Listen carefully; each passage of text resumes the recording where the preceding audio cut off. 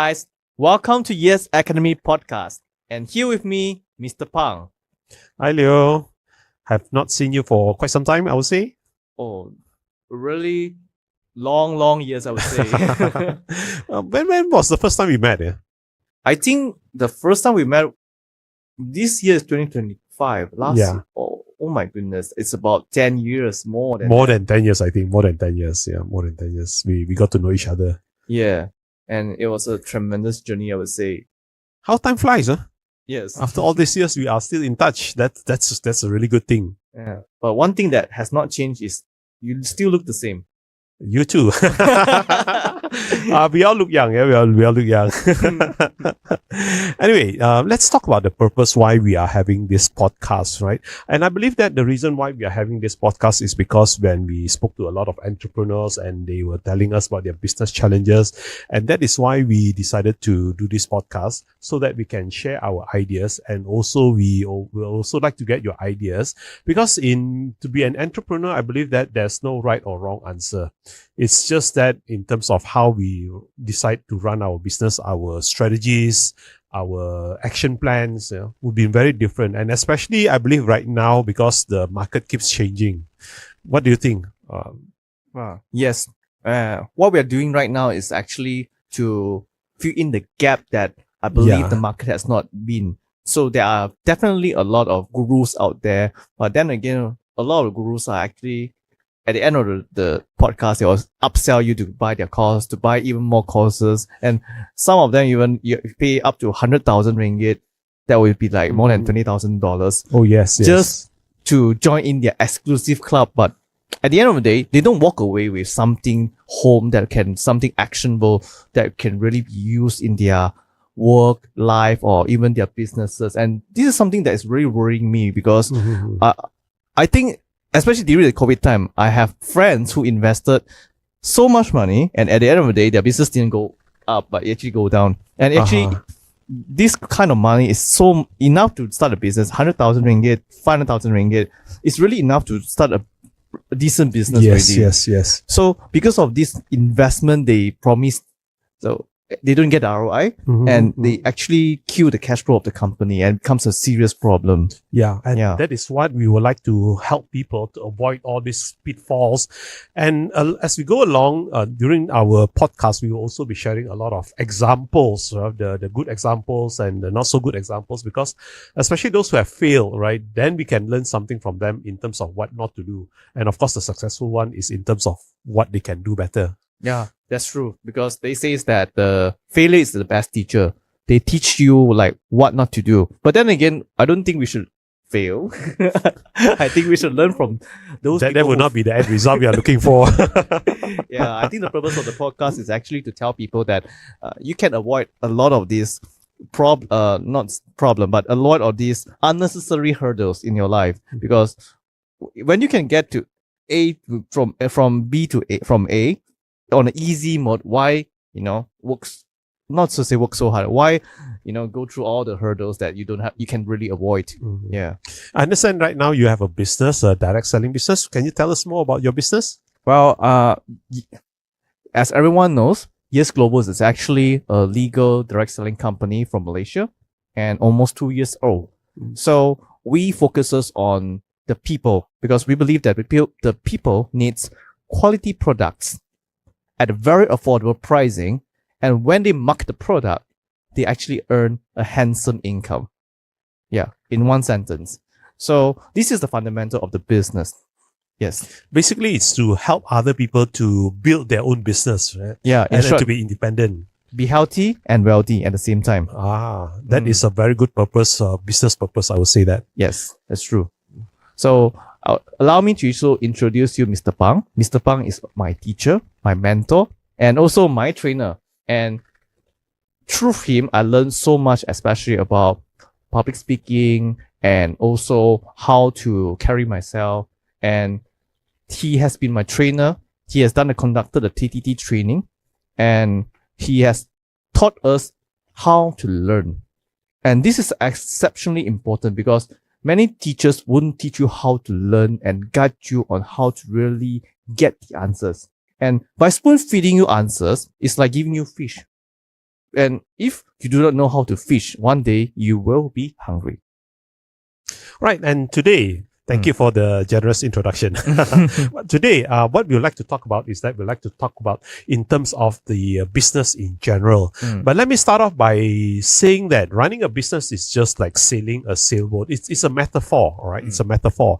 Basically, a sailboat, as we know, a sailboat on the ocean, they are heading towards a destination. Just like any businesses, they will also be heading to a destination. The wind around the sailboat is actually the market environment. Sometimes the wind is very predictable, it's breezy, sometimes it's a bit more strong, then sometimes you have strong winds, in terms of the typhoons. Wow. And worst come to worst, you could even be faced with a tsunami. Oh, wow. So that represents the business challenges that the sailboat is actually facing, or the business is actually facing. And the worst thing is this, the most challenging is this, we do not know what kind of wind that will come to you. So that is why it is very important for us to look at the sensors, the sensors, the radar, for us to understand the data. Because once you understand the data, you understand what kind of wind is coming to you. Is it strong? Is it slow wind? Or is it breezy? Or is it a typhoon that is coming? If you don't understand the market, the wind, then how are you supposed to plan? That's true. And especially today, I believe that the market changes so fast. I think it started to be very fast since year 2020 when the lockdown comes out. Yes. So because everything was forced to go online, and if you're not online, then basically you're out of business because it's lockdown. They actually ban you from going out. Oh yeah. That was one of the big change, I would say, that in terms of the 20th century, because the pandemic was actually, I would say that nobody expected that, and it hasn't happened in about 100 years. So the last one was about 1920, 1918, 1920. Right now, it's about 100 years. That was the pandemic. So, and nobody expected how the business environment will turn out to be at that time. Are you suggesting that 100 years ago, they actually have a lockdown like that? They did. That was the Spanish flu. That's what they call it. All right. That time it was all over the world also. But what happened was that then they don't have technology at that time. And can you imagine if the pandemic happened in this era right now over the last couple of years and we don't have technology with us? What will happen? Oh my goodness. I cannot imagine that. I mean, without antibiotics, without all this modern medicine, I think that people will really suffer. Unimaginable. Seriously, unimaginable. And not only that, I would say that a lot of people will go crazy because you don't have anything to do at home. You cannot go online. You cannot talk to other people. And you're basically locked up at home. Oh my goodness. I don't think that it's possible to lock people up that time. Yeah, but it does happen. It does happen, and it happened in our lifetime. That's true.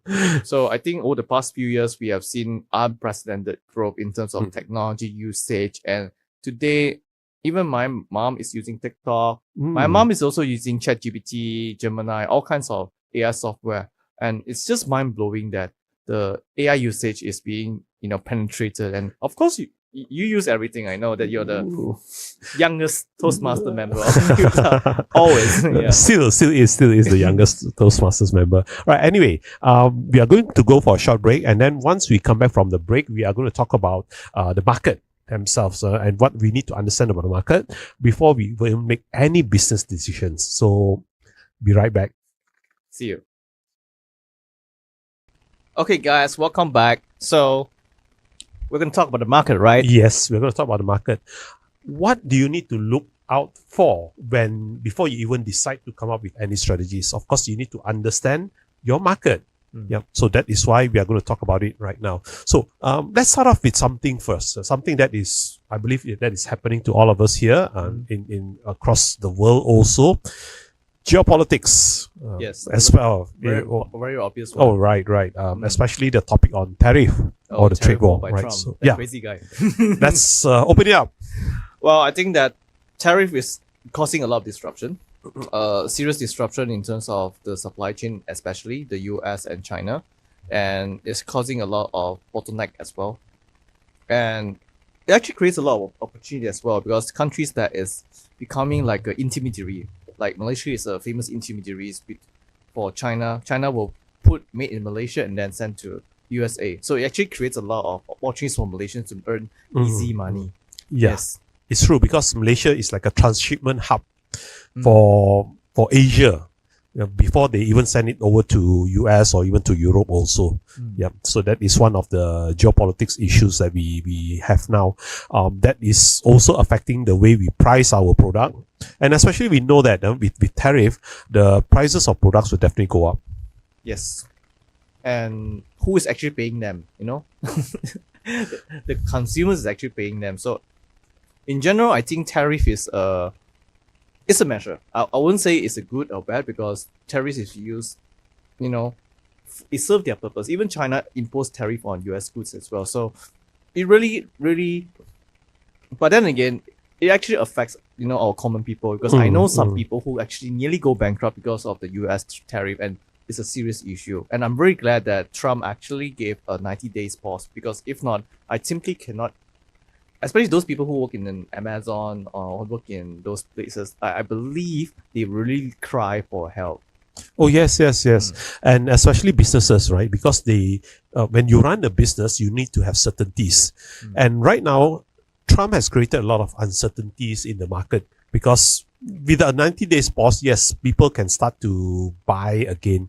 But the problem is this: what happened after 90 days? If Trump were to bring back the tariff again, then we are all back to square one.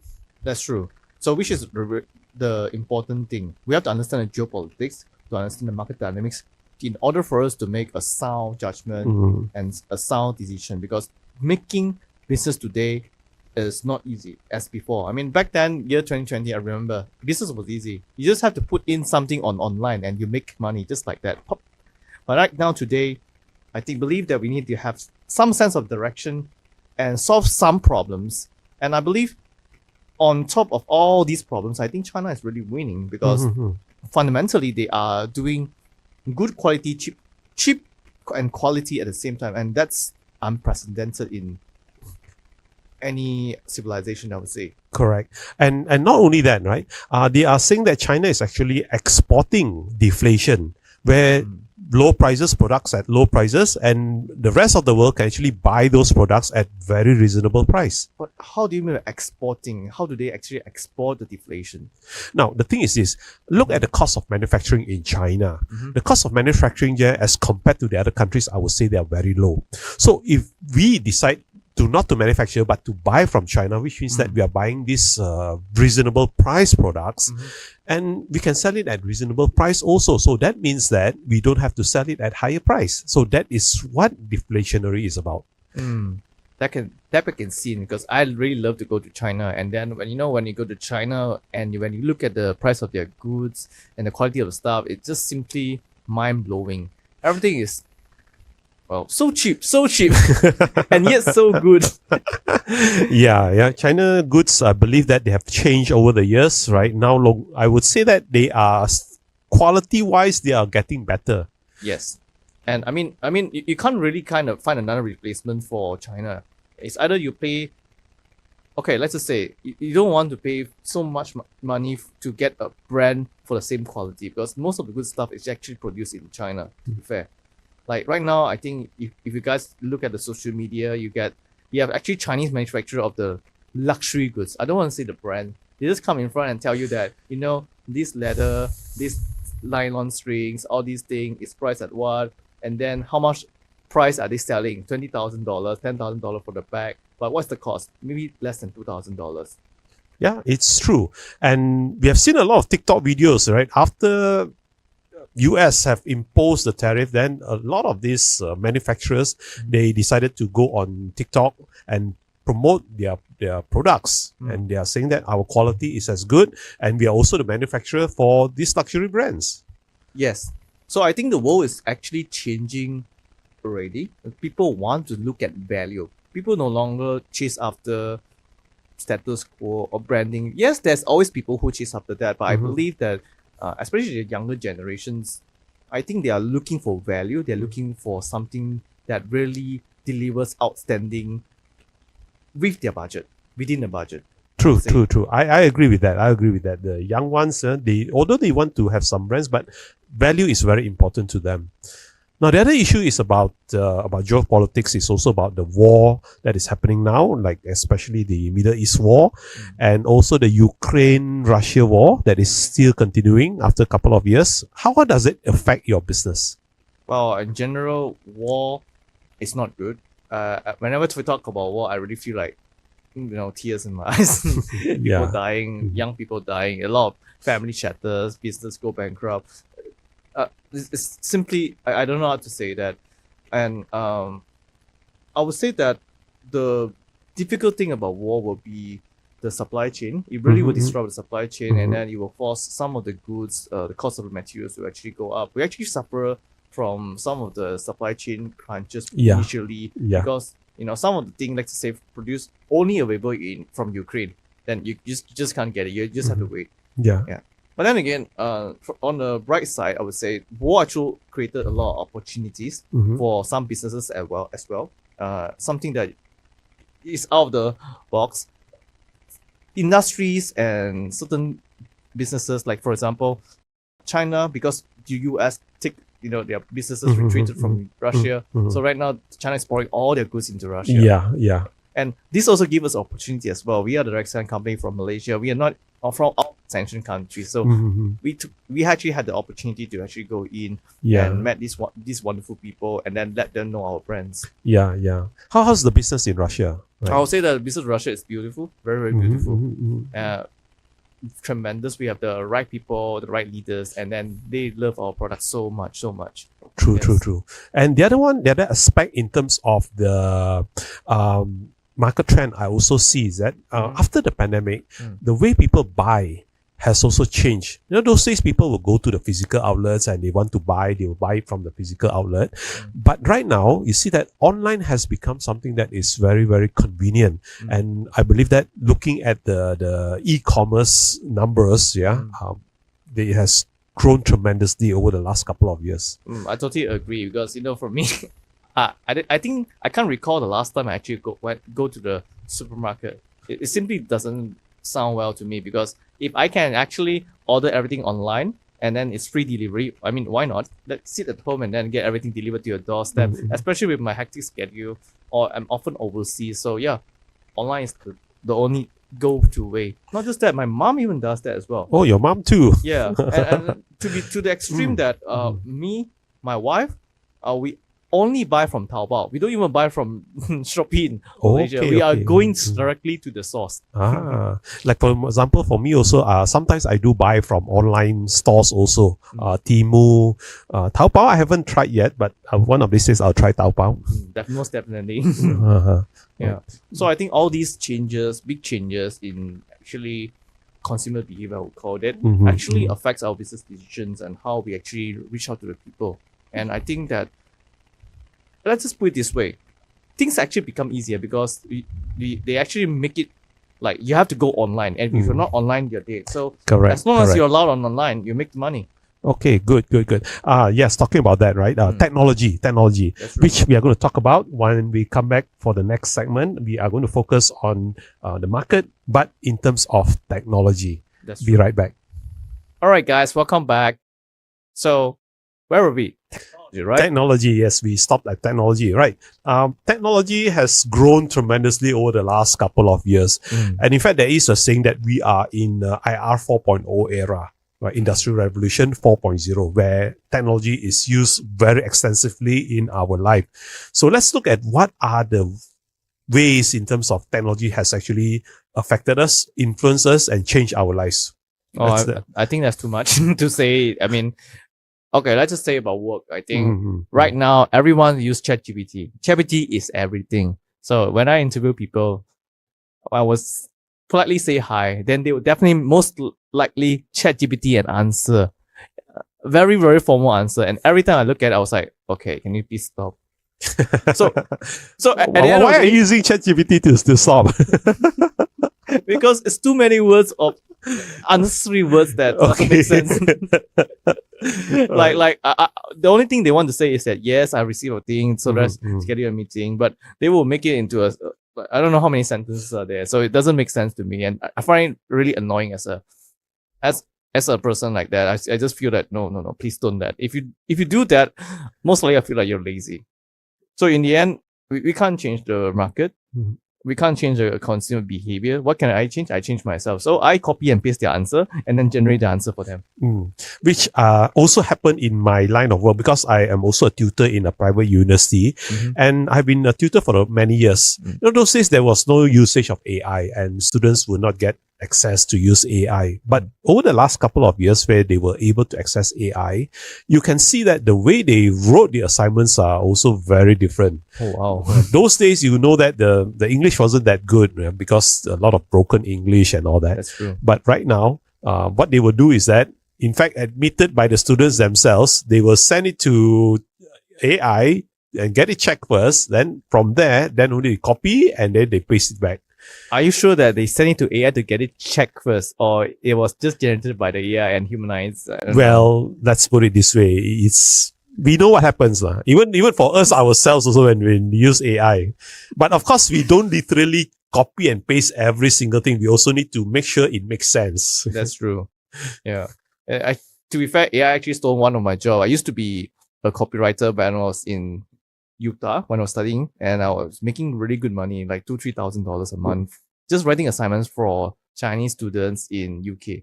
I'm not sure how I got the gig, but apparently they will ask me to write an assignment, 10 assignments, or same exact assignment times 10.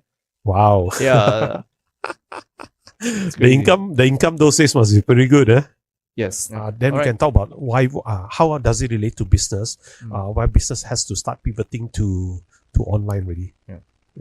So it's true. I mean, AI really stole my job. Luckily, that is not really my main job right now. But imagine that this is my only way to make money, and then I cannot imagine that this is so painful. Yeah, I do understand that, right? And in fact, because of technology, a lot of jobs are going to be obsolete. Like, for example, you look at the production line. If you talk about production, the production operators, they are taken over by robots. Right now, you can see, especially in China, some Chinese companies, in fact, a lot of the Chinese companies, recently I was reading an article and they were saying that China is adopting a lot of robots in their manufacturing. So they are no longer using manpower. Yeah, that's true. I mean, whatever that they can be solved by machines, they will use machine, because one thing about machines is that they have no emotions. They don't need sick leave. They don't need annual leave. They don't need anything.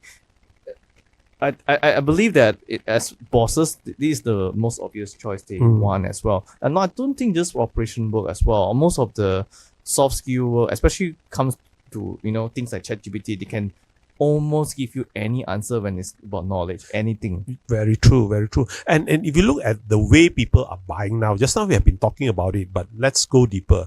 All right. Why there are many companies now, they are also selling through online, especially e-commerce, right? In fact, even though they have their physical outlets, but yet they are also having another distribution channel in terms of selling it online. Because right now, everyone is online right now, and I believe there are more phones than people in the world. Correct. And let's take the example of Malaysia. How many population in Malaysia? I think 33 million people. 33 million people? Yeah, 33 million people. And do you know how many handphones are there in Malaysia?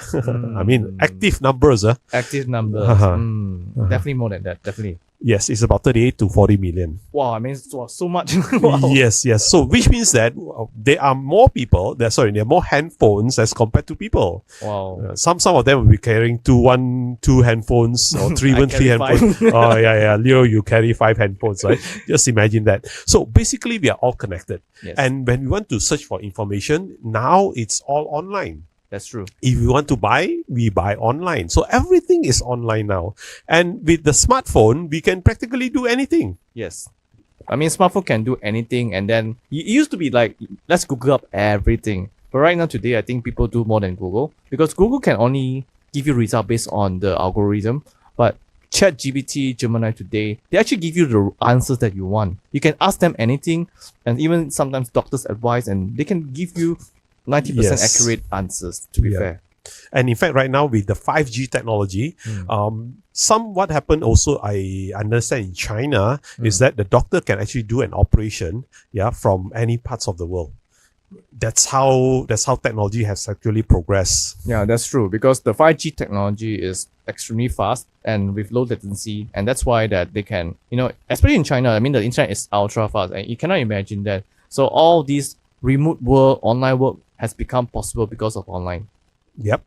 Right. So those are the few points that we can highlight in terms of technology. It presents a lot of opportunities, and yet it presents a lot of challenges also. So if you have any ideas or you have anything that you'd like to share with us, please put it down in the comment section, and please follow our channel and subscribe to the channel also. Yes, and if you guys have any feedback or anything that you guys want to learn about or want to talk about and interested about, okay, just drop us at the comment section and we will be there for you always, forever. Yes. And with that, we will see you in the next episode. See you.